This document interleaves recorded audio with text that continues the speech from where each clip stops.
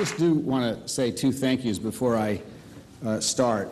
The first is to the leadership of this organization, which has worked so incredibly hard to save 3,400 unarmed people in Ashraf and to stand up for what's right in their own country. So I want to thank all of you who have put all these together. I don't know what number of this is the one I've done, and we will free the people of Ashraf, and we will free Iran from the tyranny of the mullahs when this happens.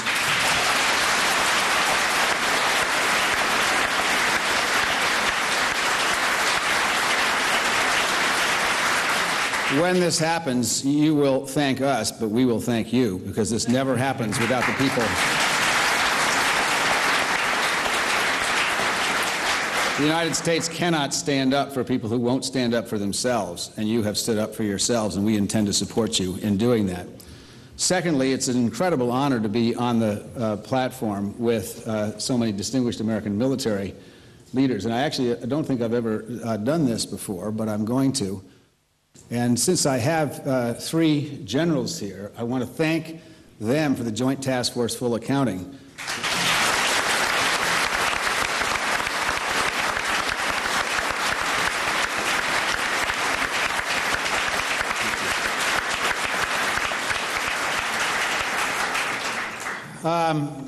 Mitchell said when we started that there had been some progress, and there has been progress, and there's also been setbacks. The biggest setback since the massacre on April 8th has been the clock, because the clock continues to tick, and as of January 1st, it looks like our troops will be out of Iraq, and we cannot trust the word of Prime Minister Maliki. We cannot trust the Iraqis to keep their word in terms of the promises that they made to the people of Ashraf and to the United States of America. And I deeply regret that the American people have lost over 5,000 brave troops and many, many more than that severely injured, only to see in power a puppet of one of the most dangerous regimes on the face of the earth, which is the Iranian government. We can do better than this. We did not die. We do not want to have our folks die in vain. We will not put up with what Prime Minister Maliki is representing in the government of Iraq. I was delighted to see the Spanish judge announce that he was going to investigate Prime Minister Maliki as soon as he stepped down, which judge is now announced that he will investigate Prime Minister Maliki as a war criminal. I was delighted to see that Wes Clark has said, and then was quoted in the testimony before the Rohrabacher subcommittee, that he knows a war crime when he sees it, and what happened at Camp Ashraf was a war crime. But what looms in front of us is a far bigger war crime. That there can be no assurance by the Iraqi government that would have the credibility that we could rely on, or that the people of Ashraf could rely on. What are the reasons for keeping the MEK on the terrorist list? In 2006, when we disarmed the members of the MEK in Ashraf, we gave a signed, our commander on the ground gave a signed piece of paper to every single resident of Ashraf, saying that the United States would protect them. We did not say we will protect you until the Iraqis take over, we will protect you until Maliki takes over, or if he changes his mind, then we reserve the... We said that we would protect them. That is the word of the United States of America. At that time, when we took over Ashraf and disarmed the residents, the Federal Bureau of Investigation, and we have one of the most distinguished leaders of that agency with us today, according to Colonel Morsh, interviewed every single person who's at Ashraf, including interrogating some of them. Not one person that they interviewed out of the 3,400 was found to be a terrorist. Well, so now we have a group of people who are under siege by supposedly our ally, who have been found by the Federal Bureau of Investigation not to be terrorists, who have been promised the protection of the greatest nation on the face of the earth, and 35 of them were massacred in cold blood a few months ago. These people are not terrorists. And this is not a rhetorical game. You see in the paper the pro-Iranian lobby is saying, well, they're a cult and they this and they that.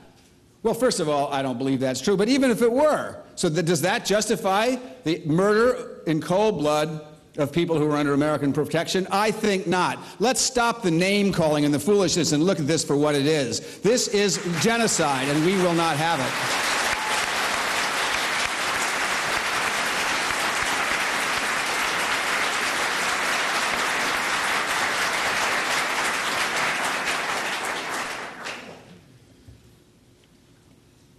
The president of the Iraqi parliament recently visited with Strawn Stevenson, who chairs the European Parliament Committee on Iraq. The president of the Iraqi parliament and his delegation said that it was an extraordinarily foolish idea to move the people from Ashraf to another location inside Iraq. If the president of Iraqi parliament believes that it is a foolish idea to move the people from Ashraf to another location inside Iraq because they won't be adequately protected, then why is it the policy of the United States of America to move people from Ashraf to another location inside Iraq?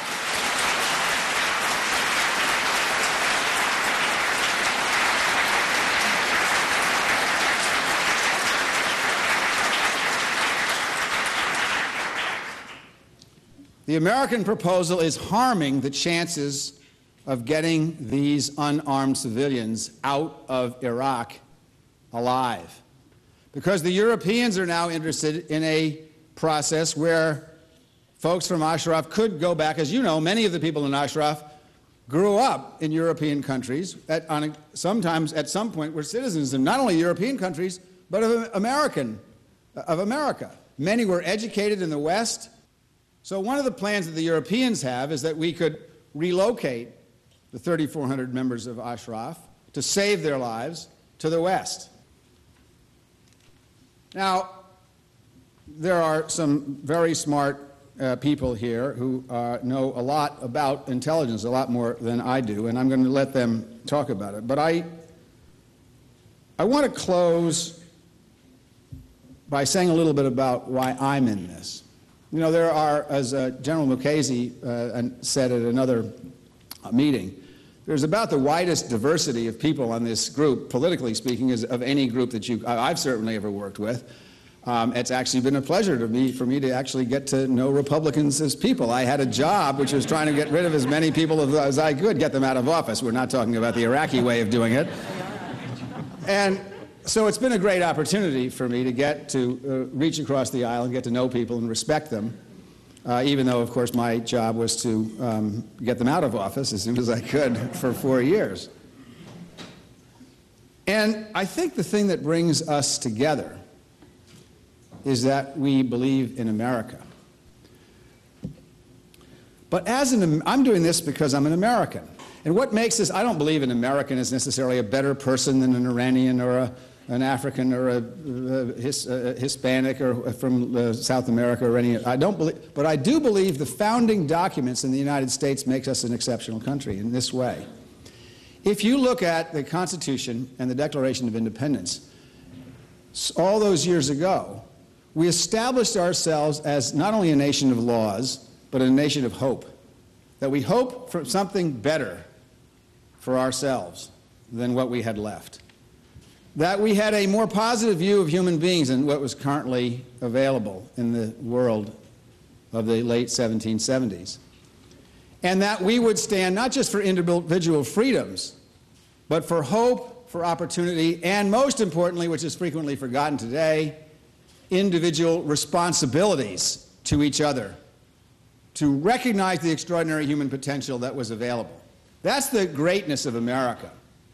This is a moment to decide whether we are or are not still a great nation.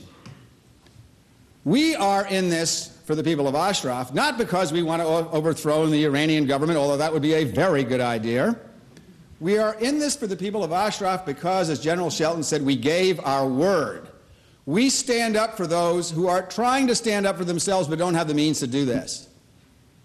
We risk being the Dutch at Srebrenica instead of being the Americans in the Balkans. We cannot give up our legacy of standing for a free people who are willing to stand for themselves, especially for those who do not have the ability right now to stand for themselves. We have to do this not for the people of Ashraf, not for the Iranian-American community. We have to do this so that the United States of America remains a great country dedicated to freedom, opportunity, and personal responsibility. Thank you very much.